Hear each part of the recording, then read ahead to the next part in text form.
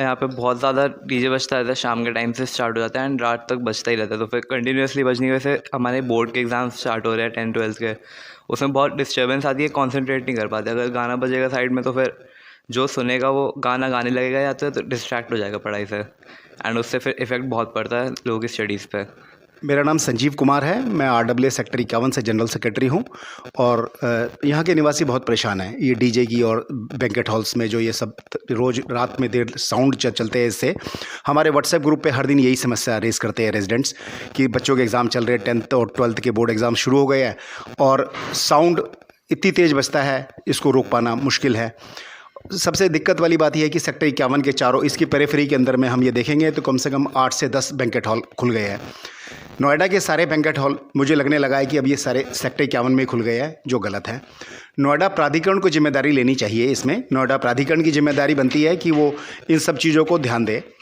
जितने भी ये बैंकेट हॉल बने हैं इनके लिए कोई नॉर्म्स नहीं है, बिना परमिशन के ही नोएडा प्राधिकरण की बिना परमिशन के ये सब खुलते जा रहे हैं। प्राधिकरण की जिम्मेदारी बनती है, प्राधिकरण को जिम्मेदारी लेनी चाहिए इनको बंद कराने में। इसी तरह पुलिस विभाग की भी जिम्मेदारी बनती है। हम लोग लगातार हर दिन कंप्लेंट दे रहे हैं पुलिस विभाग को, ट्विटर पे रेगुलर डाल रहे हैं, चिट्ठी लिख करके भेज रहे हैं RAA के लेटर हेड पे, पर कोई सुनवाई नहीं है। शुरुआत होते ही हम बता देते आज फिर टेंट लग गया, आज यहाँ से बारात चढ़त होगी, और बारात चढ़त की आड़ में लोग पूरी बदतमीजी करते हैं रोड के ऊपर में। टेंट जो लगाते हैं सड़कों सेक्टर की सड़कों के ऊपर में, उसके पीछे खड़े होकर लोग शराब पीते हैं। ये भी हम लोगों ने ट्विटर पे भेजा है, वीडियो भेजी है, पर कोई रोकने और इनको बंद करने वाला नहीं है। एक साउंड डेसिमल होती है कि उस लिमिट की परमिशेबल लिमिट तक ही आपको ये बजाने हैं, परंतु उसका भी कोई ध्यान नहीं रखता। वो इतनी तेज़ आवाज़ में बजता है, जो हार्ट पेशेंट है, अगर आज इस NCR के अंदर देखेंगे 60+ होते ही लोगों को हार्ट की समस्याएं शुरू हो जाती है।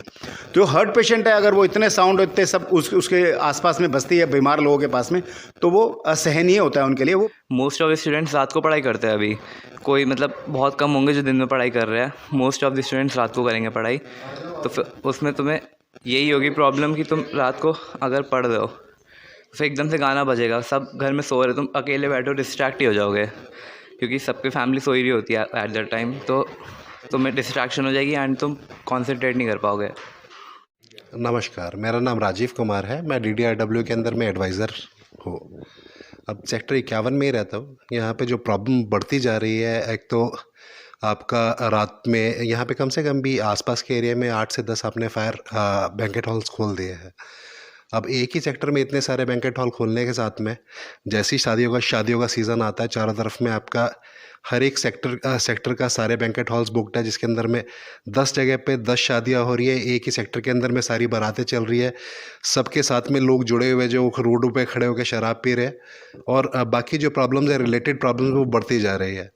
दूसरे इश्यूज़ है उसके साथ में, अगर कोई बीमार आदमी है उसको आपको हॉस्पिटल लेके जाना है। मेरी मदर हार्ट पेशेंट है, उनको मेरे को अगर हॉस्पिटल लेके जाना है, मैं यहाँ से निकलता हूँ, मेरे को चारों तरफ में रोड जाम मिलती है, ब्लॉक मिलता है। आपका चारों तरफ में कहीं पे भी पार्किंग का इंतज़ाम नहीं किया हुआ, किसी भी बैंकेट हॉल के साथ में पार्किंग अटैच नहीं है। तो ये सारी प्रॉब्लम्स हमारे को daily day to day basis पे जब से शादी का सीज़न स्टार्ट होता है वो फेस करनी पड़ती है। अब दूसरा इश्यू है कि ये सारे के सारे बैंकेट हॉल चल रहे हैं, इसके अंदर में कम से कम भी एक बैंकेट हॉल में एक शादी के अंदर में 500 हज़ार आदमी इकट्ठे होते हैं। क्या ये सारे बैंकेट हॉल्स के पास में आपकी नेसेसरी NOCs है?